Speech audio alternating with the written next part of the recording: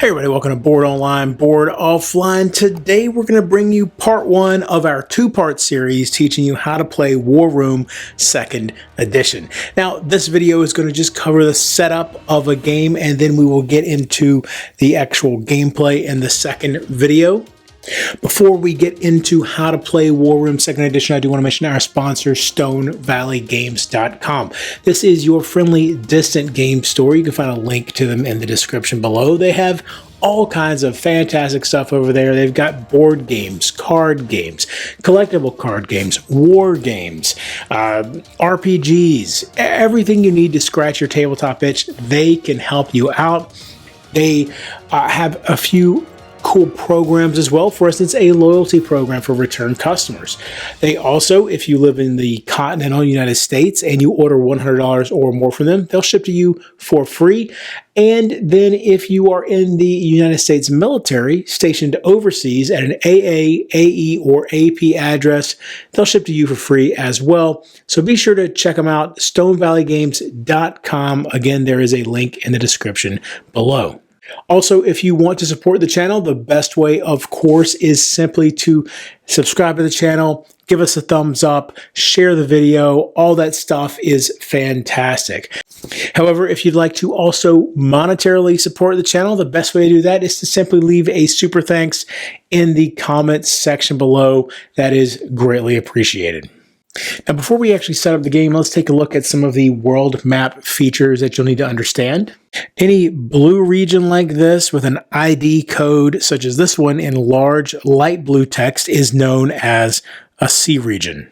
A convoy is one or more ship silhouettes such as these surrounded by a ring. Here's another one here. Some rings connect, as you see here, to form a convoy cluster. Coastal convoys are linked directly to a territory, as you see here. Trans-ocean convoys have flags indicating territory links. Trans-ocean convoys, such as these, have flags indicating territory links. It's important to keep in mind that convoys can be raided, and we'll talk about that more later, of course. This red line with the white dots is a narrow sea passage. Narrow sea passages restrict sea movement for enemy naval commands and troop transports. It's important to keep in mind this restriction is not optional. Friendly nations can pass through these freely. In order for ships to pass through this narrow passage, for instance, friendly units must control both Norway and Denmark. There are a total of 6 different narrow passages on the game board. And for clarification on specifically what must be controlled in order to pass through it, you can refer to the bottom of page 5. A territory is any land region that features an information bar like this one. Islands are always circled like this, and for movement purposes, everything inside that island circle is considered land. If you see any islands anywhere on the board that do not have a region ID, then they may not be entered. Islands that begin the game under a particular faction's control will have a small flag indicating such. The Sahara is considered impassable by land, as well as the Himalayas. Any region that meets only at a corner is not adjacent. So for instance, U3 is not adjacent to P4. But just for clarification, Sicily is considered adjacent to Italy. So let's take a closer look at these information bars.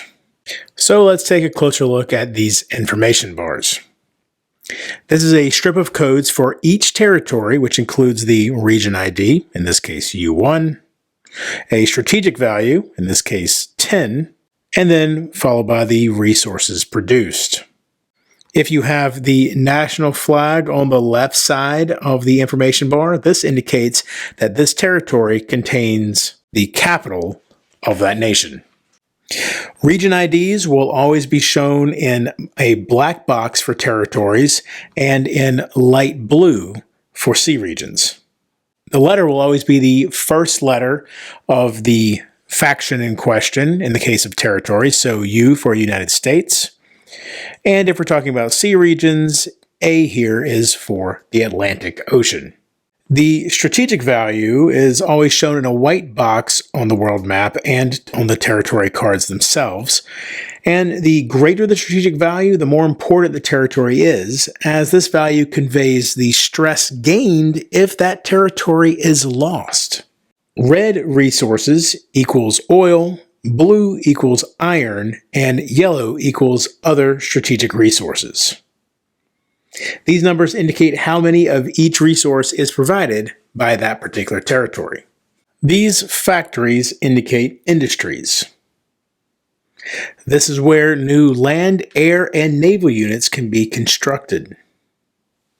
The number of smokestacks on each industry icon is equal to the territory's strategic value and limits the number of units that may be constructed there at one time. This is a mobilization icon. China has special rules for infantry mobilization, which we'll discuss during the next video. This icon indicates a port. Undamaged ports provide port advantage, which we'll talk about later. Additionally, newly manufactured naval units can only be launched into a sea region connected to a port that is part of a territory with industries. This indicates a rail. Undamaged rails allow for rapid land movement across connected territories. These are trade icons. Some neutral territories offer resources of a certain type in trade as shown by this round resource icon. To begin the setup, first build the world map. Next, select which scenario you're going to play. There are 5 scenarios starting on page 26. You have Global War that can be played anywhere from 2 to 6 players. War in Europe, anywhere from 2 to 5 players, which you can see only uses a portion of the map.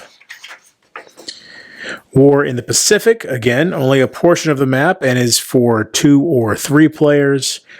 North Africa, 2 to 4 players using this portion of the map.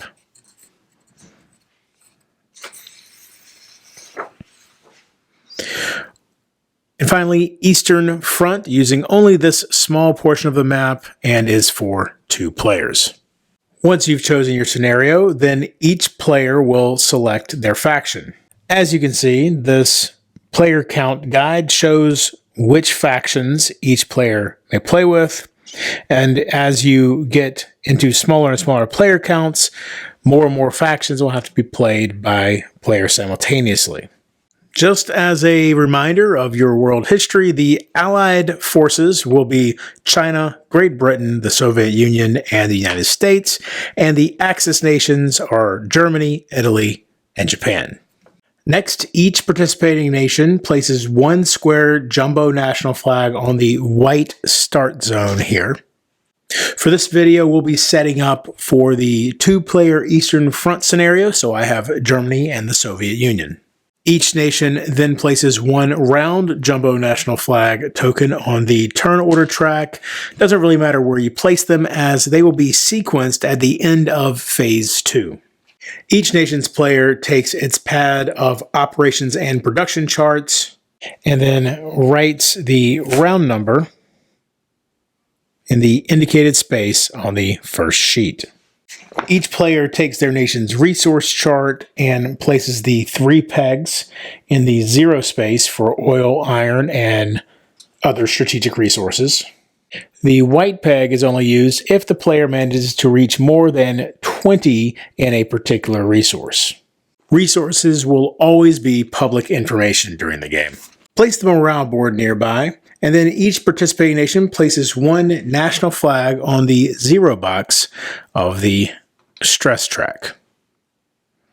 Be sure that you're using the correct side of the morale board. As you can see here, this is the global and Eastern Front side. Make sure the battle board and dice are nearby within easy reach. Have your supply of common tokens and unit storage nearby as well.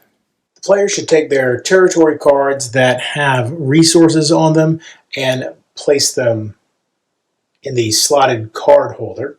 It should be noted that these will have 2 sides, 1 non-embattled side and 1 embattled side, marked with this across the top. The embattled side also has fewer resources, so it's important to start on the non-embattled side. The player's starting command tokens will all have the territory they belong to listed. As you can see here, we have R6, which goes in the R6 territory. Also, you can see on here it shows a stack of 1 blue and 4 yellows, which is the stack that has been created underneath it. There will also be some command tokens that do not have territories listed on them. These are additional command tokens that can be used in the future if these stacks end up getting split. Finally, choose a player to be the scheduling officer. This person will be responsible for keeping the game moving along. Or for more regulated play, officer roles can be assigned. There are 3 different officer roles: the strategic planning officer, the combat operations officer, and the economic, morale, and production officer. Details on those 3 officer roles can be found on page 31 of the rules under the advanced optional roles. And that's everything you need to know to set up War Room 2nd Edition. Very much looking forward to bringing you the rest of this instructional video series.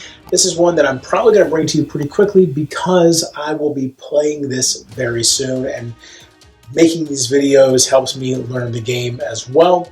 So be sure to check that out. Also check out all kinds of other great videos coming out: how to play Frosthaven, how to play Aeon Trespass Odyssey, how to play 1815 Scum of the Earth, and how to play Lands of Galzer, all coming very soon.